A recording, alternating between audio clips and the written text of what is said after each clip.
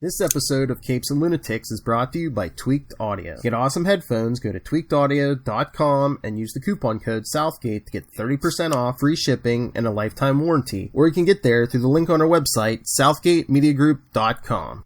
This is Luca Perich, and you're listening to the Capes and Lunatics podcast.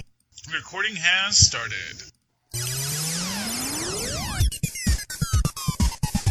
Hello and welcome once again to Superconnectivity. I'm your host, Charlie, the Professor Essa, and with me, as always, is the blue-eyed bomber wearing his blue blockers. Phil. It's okay. It's okay. Phil, me and Perich. Man, I feel like some random guy. No, you're not some random guy. You're from the Burg of Pitts. I want people to know that. I'm like, sorry. It's okay. It's okay. We love you, Philip. You are the glue that keeps this show running. Okay. Hey, not a lot going on. Talked a lot about some random stuff. A lot of philosophy and questions about what the market will bear over there on Capes and Lunatics. That's not Superconnectivity. We're a fun show.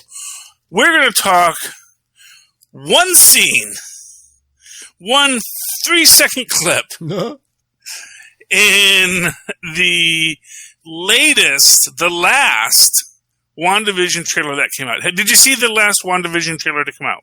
When did it come out? I know I saw one. It just like last week. It just came out. I think so. Yeah. And what I love about it, it's, up until this point, it's always been the same thing. It's the wacky sitcom shenanigans. Although they actually give the WandaVision theme song, which is it's no it's not that they really want to be your friends, but it's still good. It's still good. But one thing that is interesting, it's not really a blink and you miss it scene. There is a guy coming out of a sewer manhole cover, and he's wearing a beekeeper suit. Oh. Yes, and it does look like a beekeeper suit, but it is that moment where you go, oh, yeah, beekeepers. AIM. Okay. And there are these qualities that you start to put together. As I've said, there is this scene in the earlier episodes when Monica Rambeau is thrown out of the Westwood, or I believe it was called Westwood or Westville,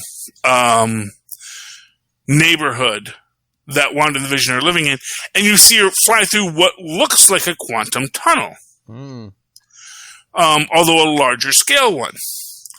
But the thing is, if you will recall, the quantum tunnel was a thing that was actually first developed by Elias Starr in this universe. Hank Pym built his own better one, of course made it smaller because he's Hank Pym, so he could fit in a van. But when we see Elias Starr's quantum tunnel, it is kind of the size we see. And there's our aimer. There's a beekeeper, yep. There's our beekeeper. And it is, I get the feeling, because remember, as has been said, AIM is in existence. But here's where it gets a little deeper on you, Phil. Do you remember who founded AIM in the MCU, or at least who says he founded AIM in the MCU? It was an Iron Man... Oh, was it Iron Man 3? 3. Iron Man 3. A fellow by the name... He called himself Eldritch Killian. Oh, yeah. But what did he say his real name was? The Mandarin. The Mandarin. And we have seen that for some reason, of all the Marvel shorts that dropped into Disney Plus, the one that is missing, conspicuously missing, is Hail to the King. Yes. And it immediately opens up this possibility. What if, yes, Eldritch Killian was a scientist supreme of AIM, but that the actual force behind AIM was the Mandarin. And the force behind Elias Starr was the Mandarin. And those rogue Pym particles that we saw the Hydra guy escape with at the end of Ant-Man was also working with the Mandarin. What if we're going to see the Mandarin being set up in a way, because I think they're going to try and maybe when we get to Shang-Chi, maybe try to weave the Mandarin into the, we don't call him Fu Manchu anymore, we call him Shang Tzu mythos. And I wonder if that's what we're building towards here. That this whole... Well, yeah. And then if the Mandarin's running AIM and you get AIM in WandaVision, then you have a link between WandaVision and Shang-Chi. Exactly. But more to the point, I actually think... Here's actually my big prediction. The reason for this is they are using the quantum tunnel to try and recreate the Infinity Stones. And I think this is going to be the idea. Because we do see the explosion of the Infinity Stone. We see that moment in the trailer of Wanda back in Sokovia, back being experimented on. And I do think we are going to get some... I think the Mandarin is going to be our new big bad. Maybe. But I mean, remember in the earlier phases, we kept getting Hydra everywhere. Maybe we're going to get AIM everywhere, going forward. Well, but it's important to remember that that's one of the things that has recently been established in the Marvel Universe, was that all of these secret organizations are all spawned from the same tree. Oh, yeah. Even though it's weird, and I do wonder how Hickman feels about that he didn't get to say it, but that it was kind of clearly implicit in what he was creating, was that Hydra was the offshoot of the Brotherhood of the Shield that was led by Isaac Newton. And Isaac Newton is a stupid villain. I can do that all day, quite frankly. It's and I love the fact that I always feel bad when they give short shrift to Edison myself, but everyone likes to do that because everyone loves Tesla, even though I actually think Tesla was probably not the best scientist because, he did a lot when he actually worked, but when he had ideas bigger than what he was trying to do and didn't want to do the work to do it. So, but I think opinion. I think your theory works into my theory where, remember I said, maybe they're tricking her somehow. What if AIM somehow, they're tricking her. They're like, oh yeah, you can use your powers. Somebody's tricking her. Oh yeah, you can bring Vision back. You can create the perfect life. And every time she uses her powers, they're siphoning off her powers to power that quantum tunnel for the stones. Well, it's interesting because what it actually gives me, and this is sort of this thing where it's I think Marvel's going to try and do it better. Is it kind of reminds me of Dark Phoenix. When Jean Grey is being manipulated by, what's his name? Mastermind. Yeah. To see a world that is... Now, of course, this obviously isn't a leather-bound romance novel that Wanda... But, of course, that's the thing is Wanda doesn't envision her fantasy world as a leather-bound romance novel. What would this girl growing up in the slums of Sokovia see as her fantasy? Those crazy, wacky 80s... Those crazy, wacky sitcoms imported from America, And I think that is maybe even... I actually get the feeling that maybe that is what they're building towards. They're saying, you know what? Okay, we want to tell the story of Dark Phoenix better because obviously Fox screwed it up 3 times now. So let's actually look at what happens in Dark Phoenix. Let's look... So super powerful person like Wanda. Okay, great. Someone wants to manipulate her for the power she brings. Okay. Starts building out these fantasies. It's okay, well, that sounds great. But what if we don't do, just a classic, bodice ripper fantasy? No. Because is that really? That's the thing. It's like, bodice rippers, yes, they are written for women, but is the fantasy having your bodice ripped, or is your fantasy something else? And invariably, it is always, wait for it, the man I can change. Yeah. The man who isn't quite what Mama wanted, but you know what? I can change him. And when you're Wanda, guess what? You can change him. Well, I'm thinking it's going to be more about resurrecting Vision because... Well, I'm doing a super... First off, having never seen this, I'm just saying... Yeah. Like when they're doing the pitching. Mm-hmm. So like what I like to think of Superconnectivity as is like the pitch meeting I imagine for the film we are about to see. You know, it's like, oh yeah, well, okay, but let's do this and let's do that. And I think the idea is that maybe that's what they're looking at. And they're using quantum technology that AIM has funded, that the Mandarin has funded through its ties with AIM and Hydra. Because, of course, Wanda is a product of Hydra. Mm-hmm. And while Hydra and S.H.I.E.L.D. may be simply two sides of the same currency no longer valid, the Mandarin and Sang Soo is a much older being looking to create a universal world order. So, like, when you look at and even if you go back to the old Fu Manchu novels and the idea of the Asian supremacy model of it,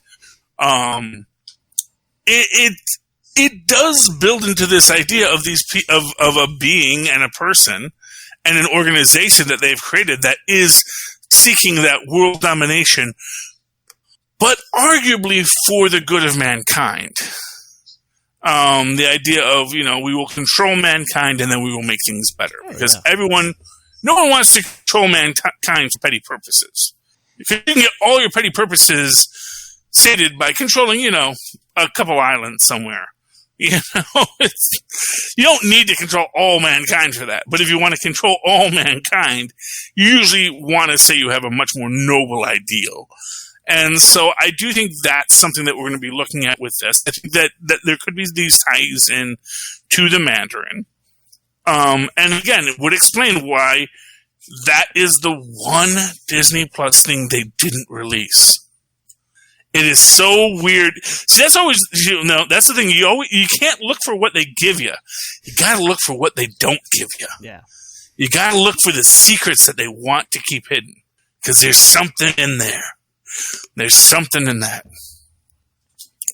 That's my take on it. Maz and I are going to be reviewing each episode of WandaVision. Of course, we as a family on the Cape Lunatics broadcast, we're going to do a big WandaVision discussion after the first episode drops, and we'll probably get into a lot of the comic lore. Yes. Yeah, I figured just maybe some background, yeah. Yeah, well, but that's the thing, and I think that's the thing with the MCU, is that they're comics adjacent. Yeah. They know the comics, they know the basic characters of the comics, but they're going to tell their own stories. And I think that's what makes them good. Because they understand, and we've said this a million times, they know what makes for a good story. They know the stories that they've told that are good. And they know how to keep on telling them and make them continue to be good. So, I like that about it.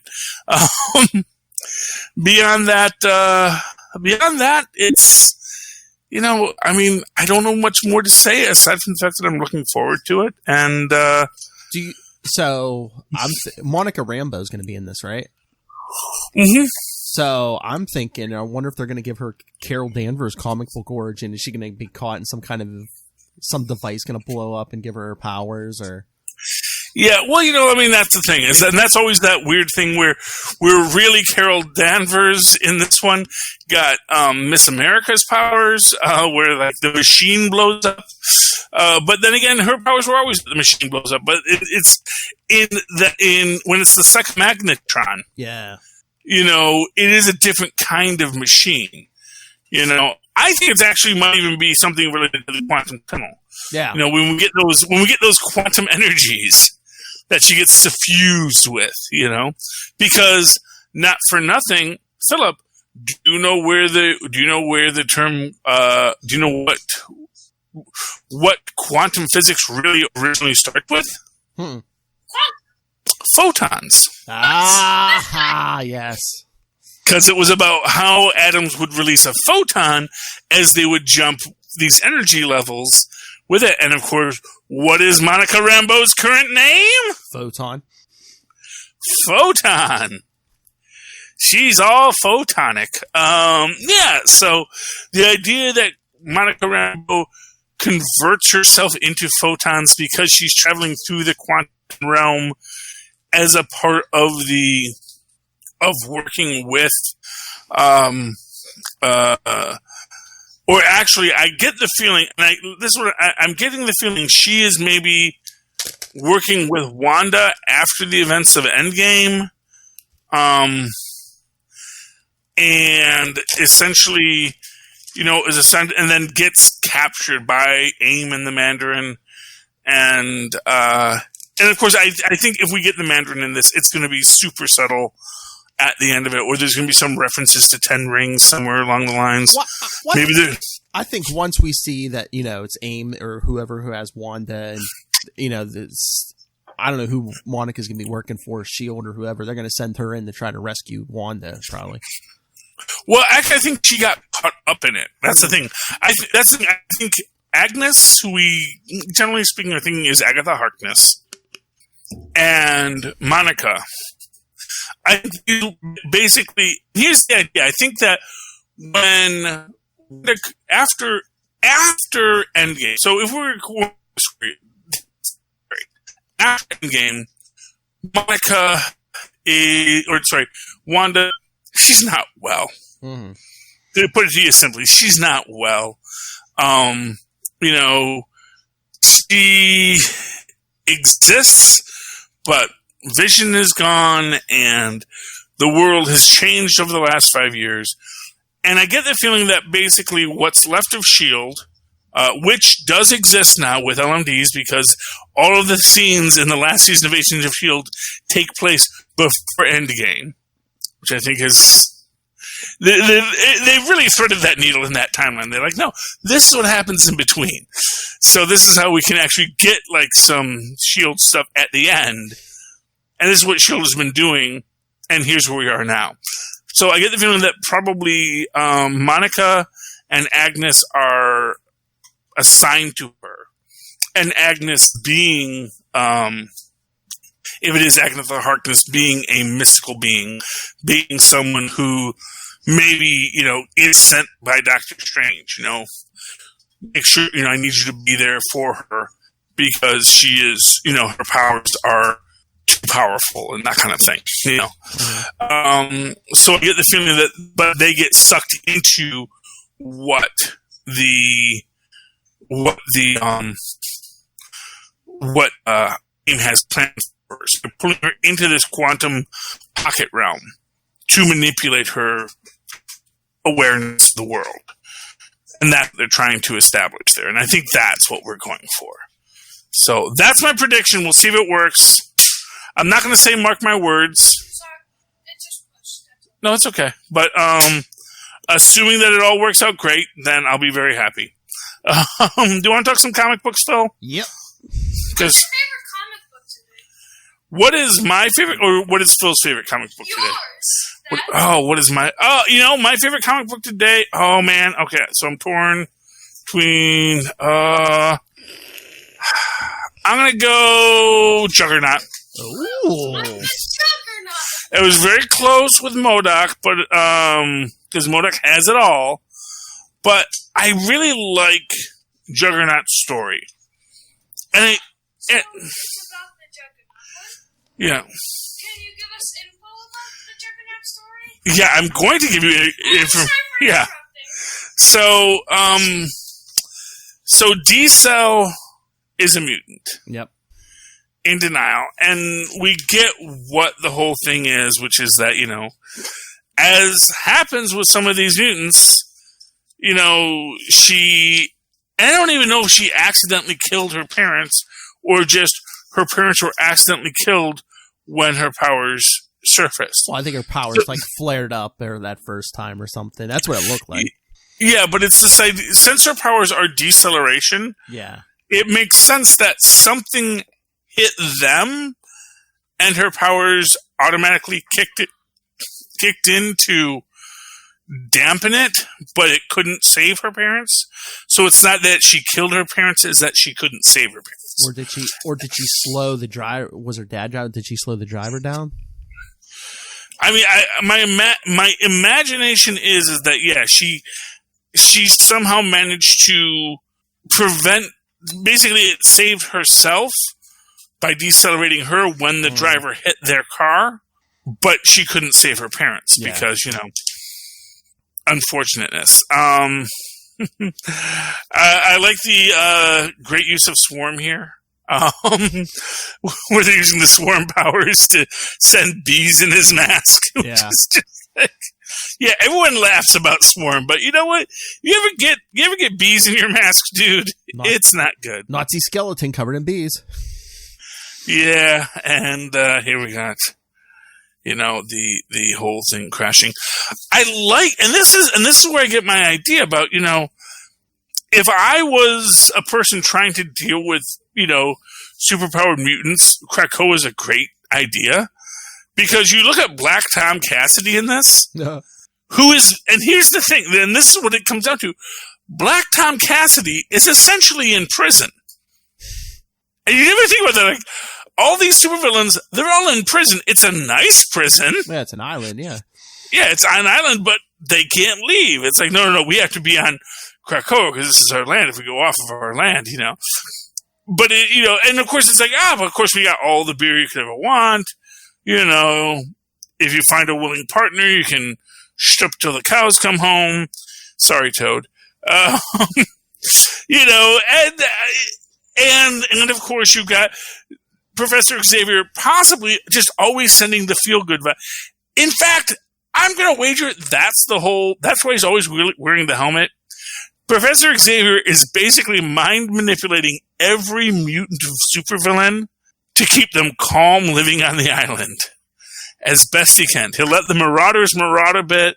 He will let them live their lives. He's got the whole regeneration chambers, so death doesn't matter, as it were, which is kind of messed up as his own. But this is what I like about this. At the end of it, Kane realizes he's got to do what Professor X is doing.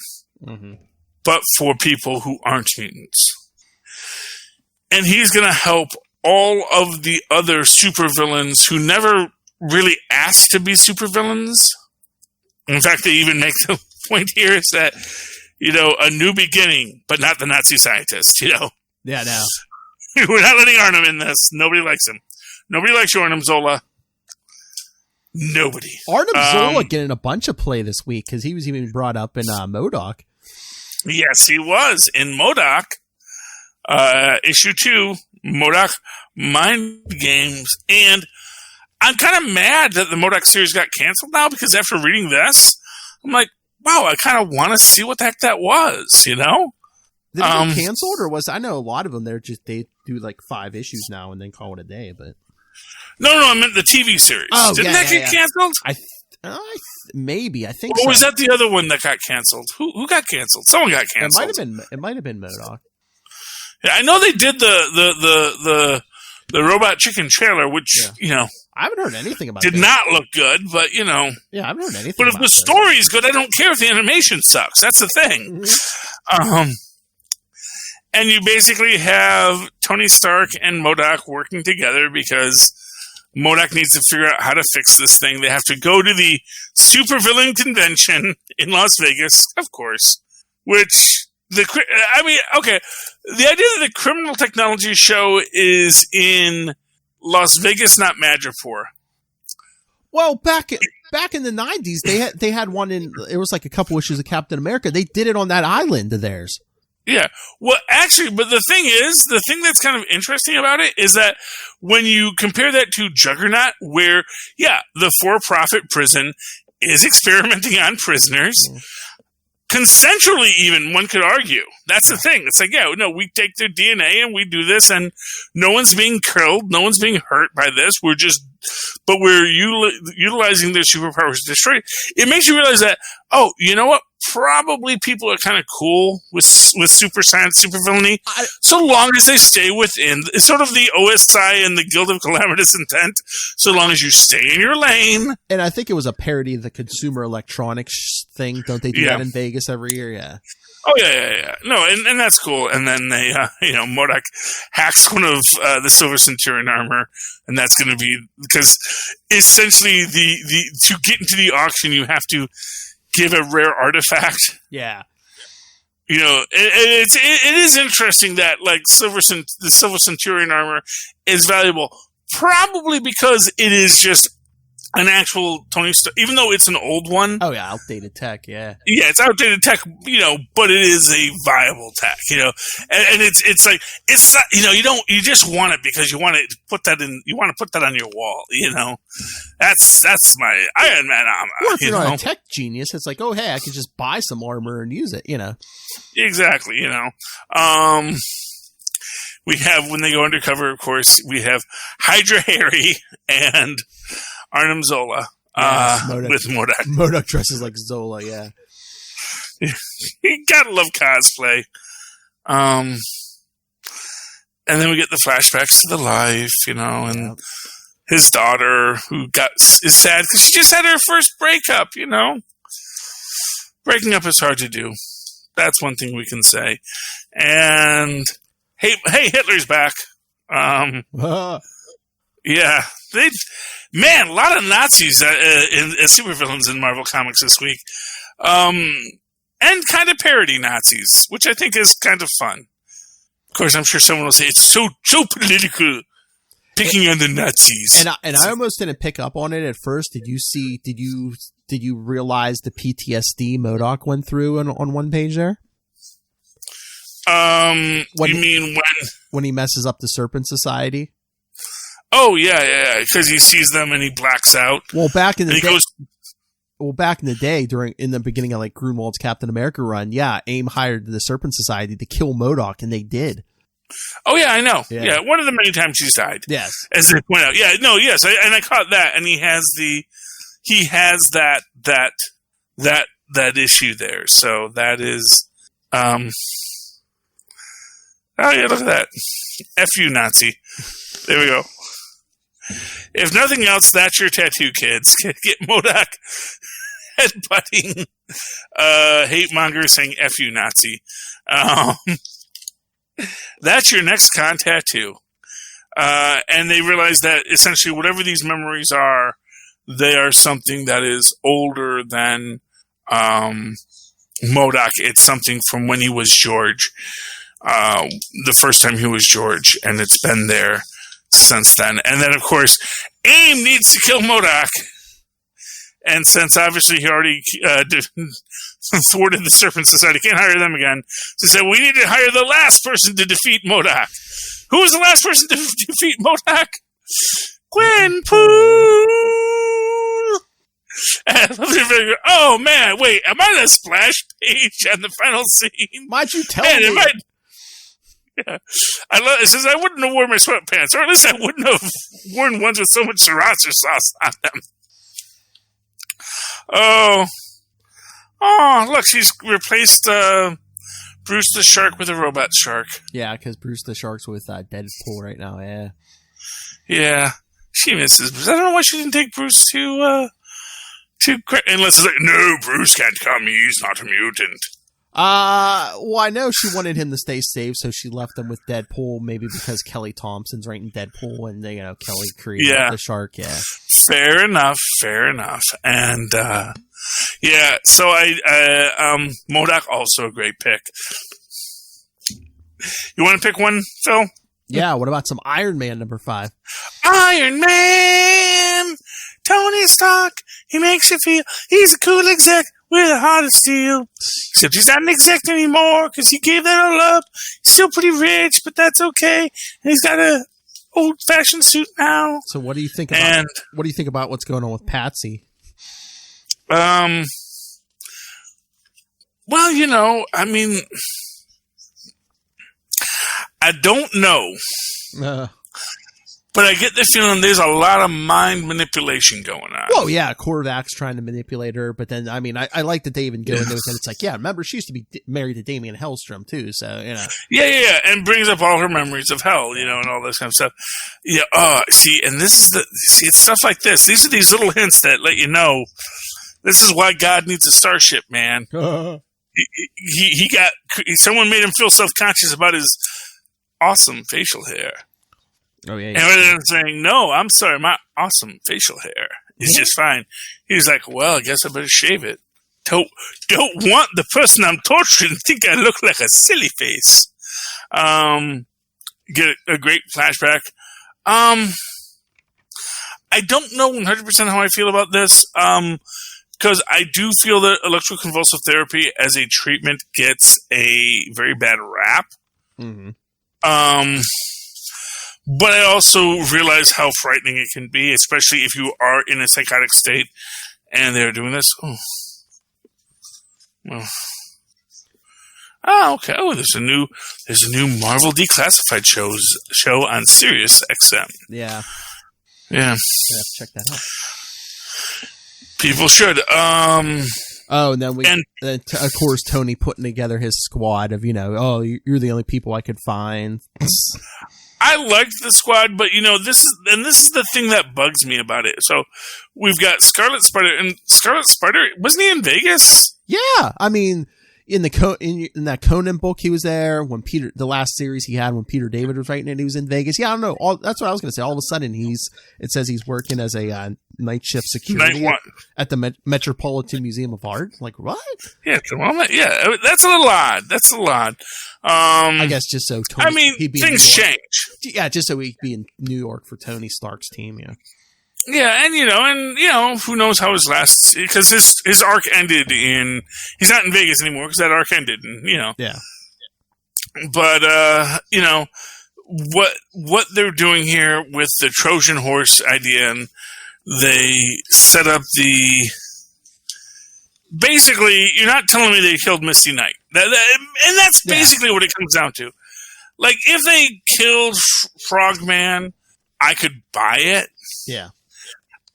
I'm not gonna buy it because it's like, oh, why do you introduce Frogman? Give him a neat scene where, oh yeah, I speak sign language with no explanation for why he speaks sign language. It's like, you don't kill this many characters, even the ones you just introduced, even the B-side characters like Gargoyle. Yeah, but I was gonna say, you don't kill them like this. They're not killing Misty Knight now. No, exactly, and maybe that's to sort of reassure the fans, to up the ante, and then Yeah. We see, we have Korvac walking away in his Terminator face to go to Ta-2. But yeah, so I don't know what we're building here, but I do feel it's lies. I feel whatever. Great Alex Ross cover, though, again, as always. I mean, I don't know if it's just like the journey. It's like, at the end of the day, Tony Stark's going to realize he doesn't need his fortune to be a hero, or, if I can defeat Korvac, I can do anything. Great. That's just what he needed, a reason to stop feeling bad about himself. Yeah, exactly. Or he's going to learn some kind of lesson, Yeah,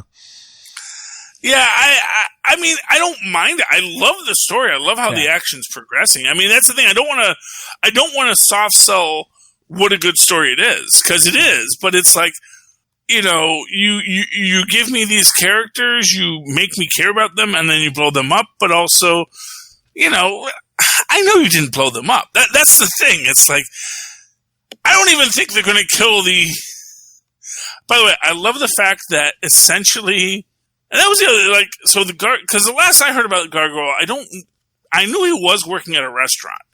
So I don't know if it was the Oyster Bar. So that's the only thing I'm not sure of. because he did actually. The last time we saw Gargoyle was a issue of it was a Patsy Walker Hellcat story, and where you find out that basically Gargoyle, because Gargoyle, his other identity actually is as this guy who is a mystic, and it's kind of who's that guy with the demon attached to him in DC Comics? Etrigan.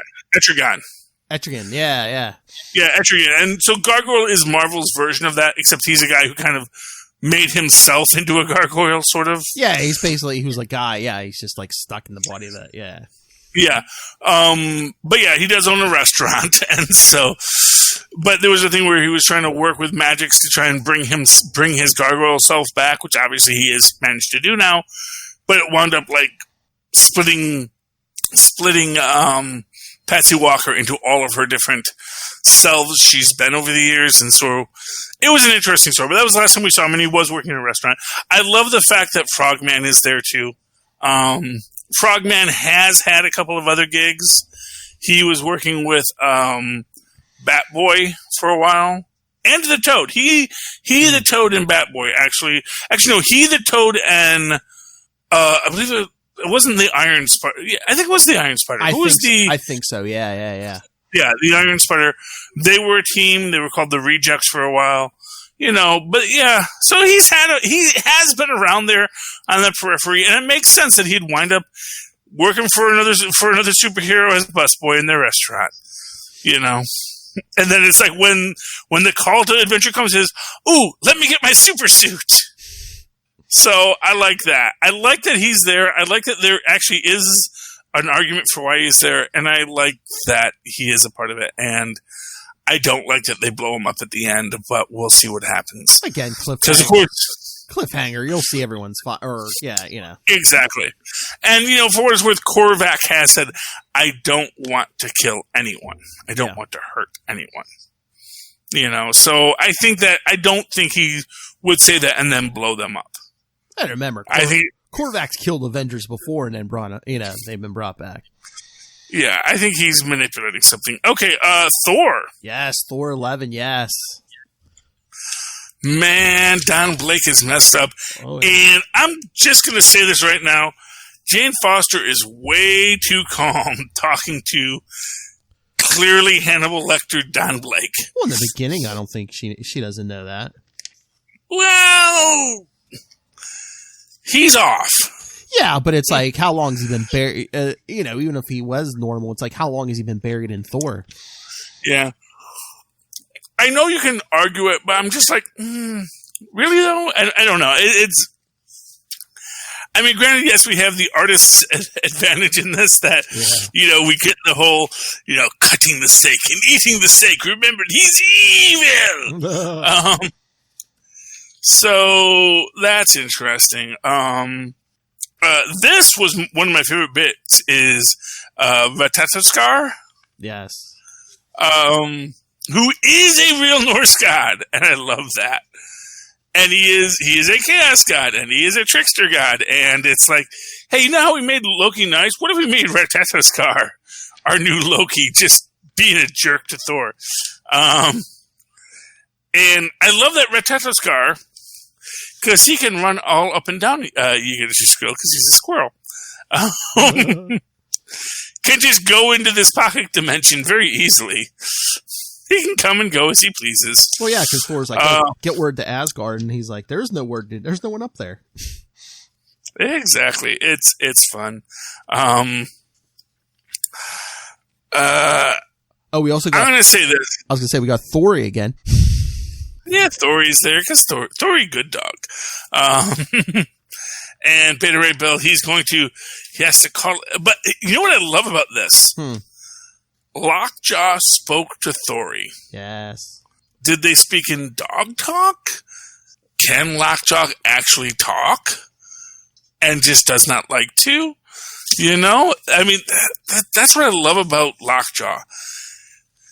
The mysteries and even though we've been told that Lockjaw is a dog, but the fact of the matter is, he's a dog, but he's a sentient dog with superpowers, and maybe he dang well can talk, but it is hard for him.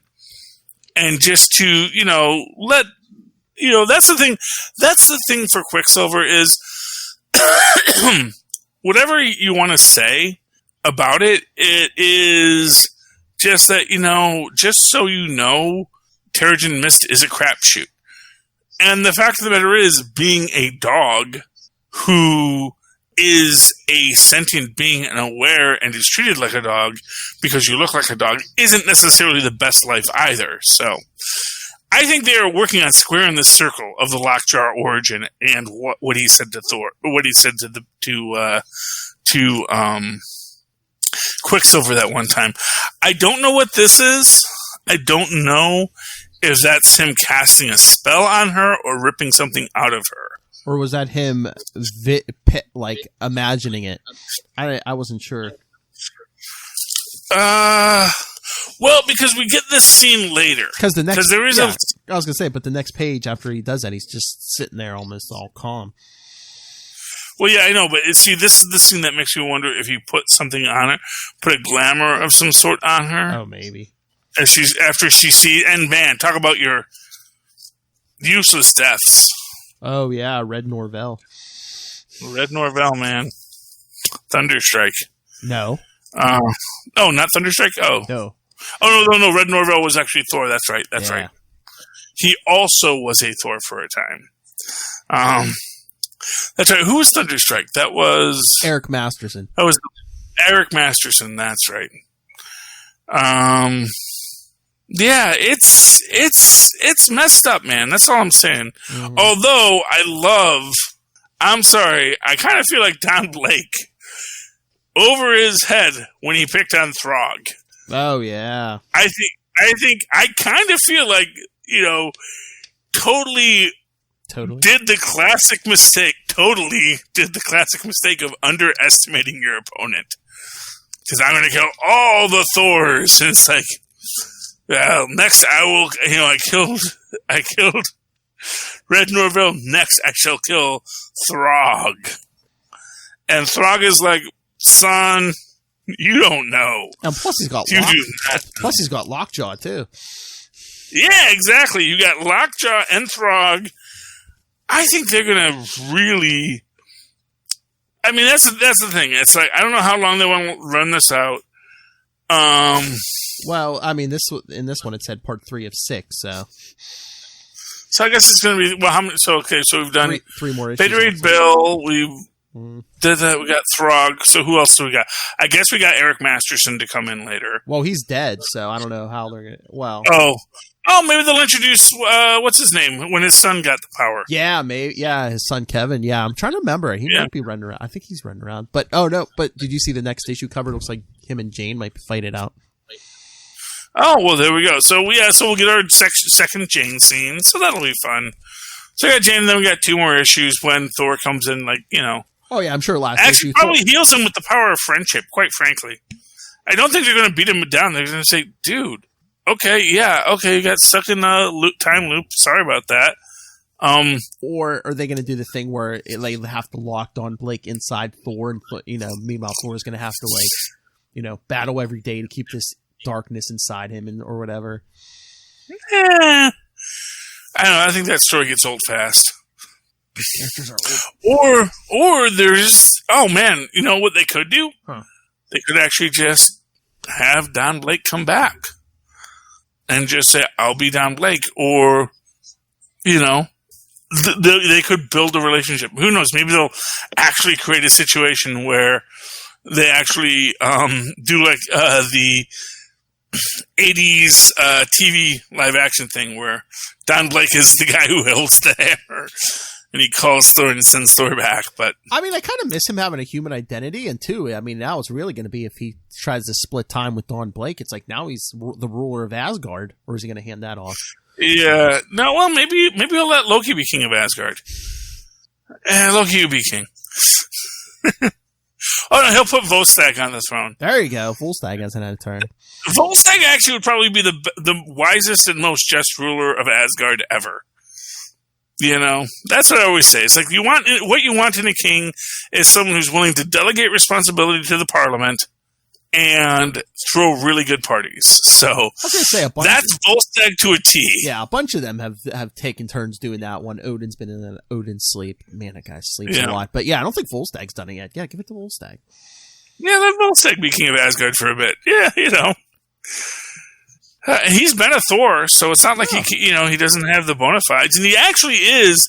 They have actually been building up Volstagg as, despite his, delights for the food and the drink and the lots of sex with his wife, because he is a happily married man. You temptresses, yep. And their 473 kids. They live a long time. That's what happens when you marry a fertility goddess. I'm just telling you, Philip. See, you never think about that. It was like, oh, I will love you forever, guy. It's like, yeah, well, you better. But Volstagg, he keeps up. Okay. Star Wars High Republic. This is a good one. We get young devil-may-care Yoda in it. Which is interesting because it's basically we have this Padawan. What's her name?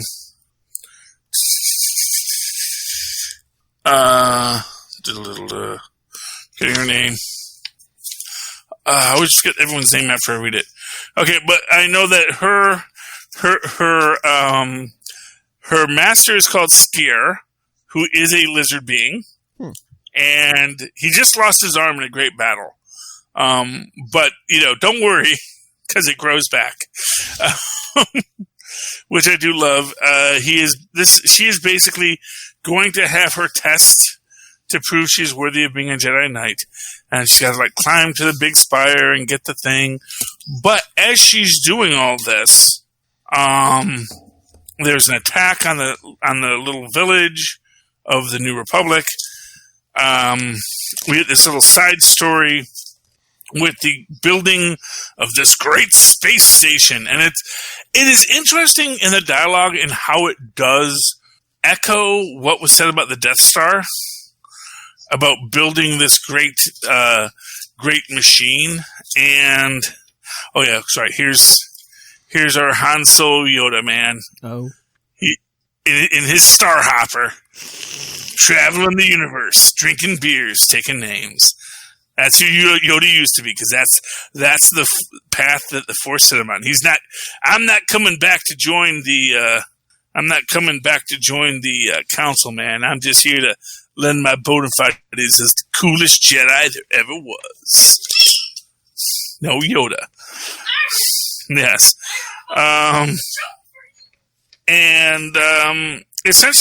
Essentially what happens is they realize when our Padawan uses the Force to communicate with the monster bugs that what it is they don't usually come to this area, but because of the beacon in the space station that they just built, it threw off their normal pattern of migration. So she has to get them back on the right track by taking the, I forget what they call it, but the shuttlecraft, flying it up and out and ejecting, and it goes to lead them away. She then stays to help rebuild the building, the village that was attacked by the monsters. And then you find out that our Jodie Whittaker looking Jedi here on the cover, she's actually been made the marshal of this region, and she does knight our friend, who also has a really cool bow staff style lightsaber, and she gets to be a Jedi Knight, and it's all looking great. And then, for some reason, because this is a Star Wars book, Skier goes into his room and says, "No!" And that's how we end it. Because, in fact, that was the test the whole time, was not whether she would continue to pursue the trinket, but would she, to get her prize as a Jedi, but would she forsake being a Jedi to save a city. And she did. And now she's a Jedi. And it's so cool. So yeah, I actually kind of like it. This takes place, even give you this nice timeline at the start. At the very start, they say, okay, so this is prequel. This is before the prequels. This is the prequel time. This is Star Wars. This is, and they even say like this is where this is where the Mandalorian shows up, or this is where the Mandalorian shows up, and then this is what's the last part there? Oh, Rise of the First Order, yeah. And so that's our current up to date Star Wars universe. So yeah, very cool. Star Wars: The High Republic #1. Told it's going for $35 on eBay. I got it for $4 because I just went to the store and bought it because it's cheaper if you just go to the store.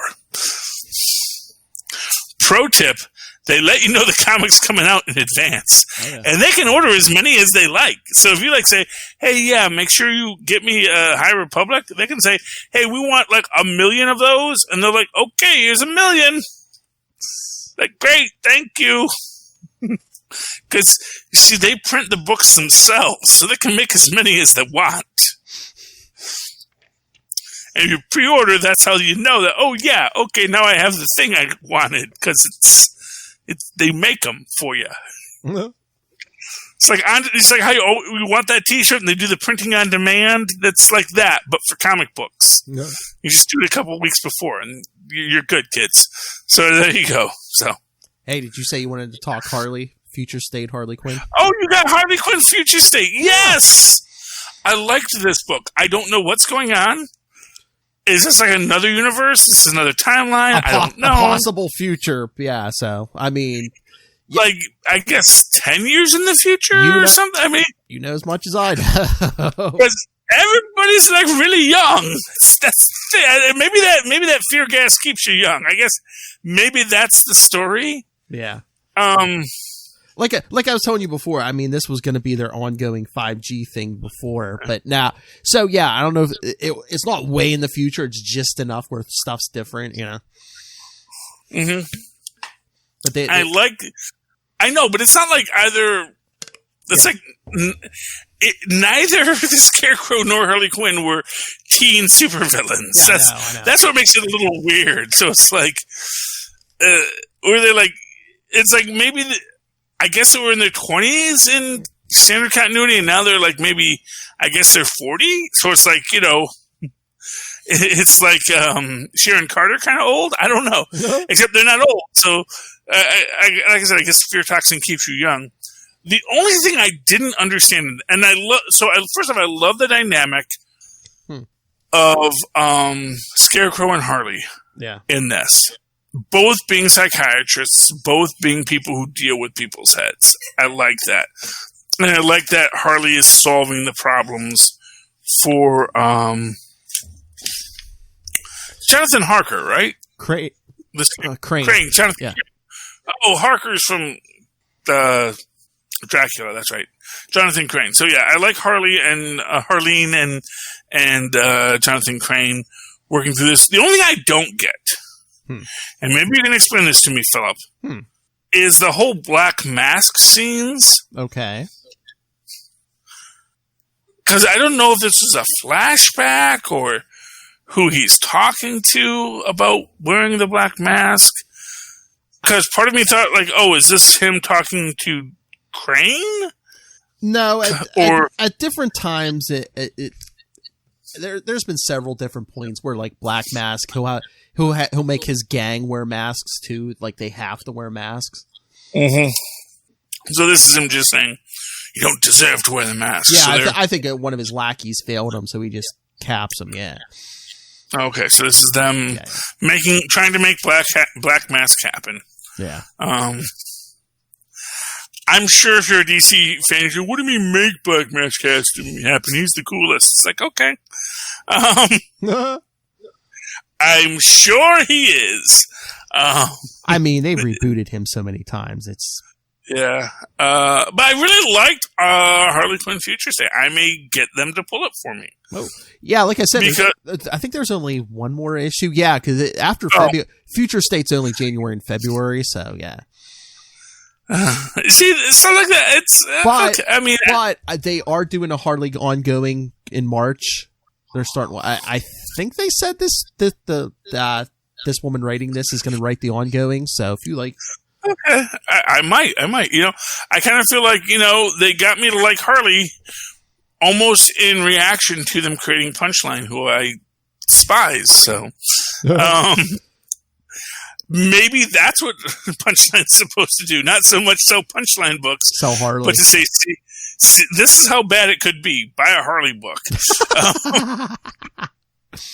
I know Lilith disagrees, but yeah, I loathe Punchline. Don't know who greenlit that. Don't know. Well, like Lil said, I guess there's a certain segment of the population that's really down for Punchline, but it's just such a lame. It's like, first of all, I don't like. Here's the thing.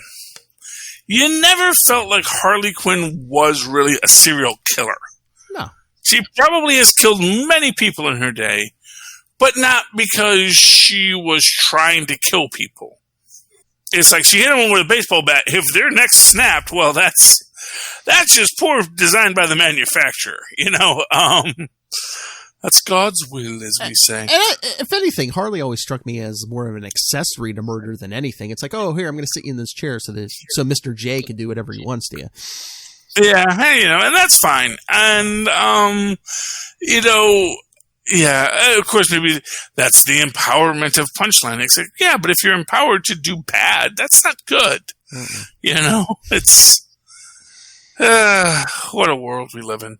Anyway, yeah, so those are my comic books. It's been a good show. Do you have anything else you want to talk about tonight, Phil? No, I'm good. Okay, so let's wrap this up. Philip, I hope you could hear me okay. I hope all of our audience could hear us okay, but, you know, if you have those scratchy dollar store headphones like I always buy, because I'm cheap. If you're a cheap guy like me, yeah, you just buy another dollar store pair of headphones. Yeah, they usually only one of the headphones works when you open it, but you know, you can ride that one headphone for at least a couple weeks before you have to buy another set.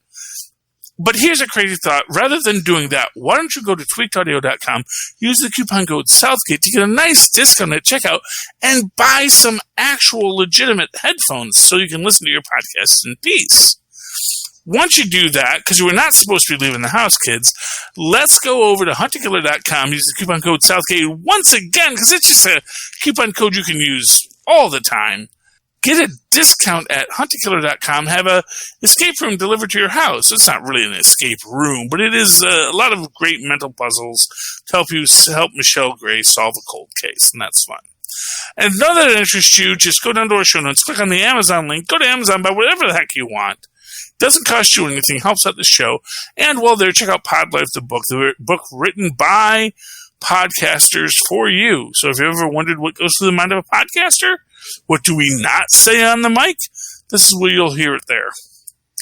And of course, that's all of our plugs. So, Phil, how can people find you if they need to? If you want to get a hold of me or anyone else on the team, you can always email us, capesandlunatics@gmail.com, or call the voicemail 614-382-2737. That's 614-38-CAPES. And there's links to all of our various social media, this YouTube channel, Patreon, merchandise, anything involved with Capes and Lunatics. Linktree, linktr.ee/Capes and Lunatics. And, of course, you can always write to me in that old-fashioned email way, the way our Maz and Possible instead at superconnectivityblog@gmail.com. That's superconnectivityblog, all one word, @gmail.com. Of course, follow me on the Twitter as I live tweet DuckTales, a woohoo final season, Monday nights at 7, when new episodes come. At Charlie Esser, that's CHARLIESSER. Look for the 2 E's in the middle. For what? Quality. Bing! Thank you, Maz.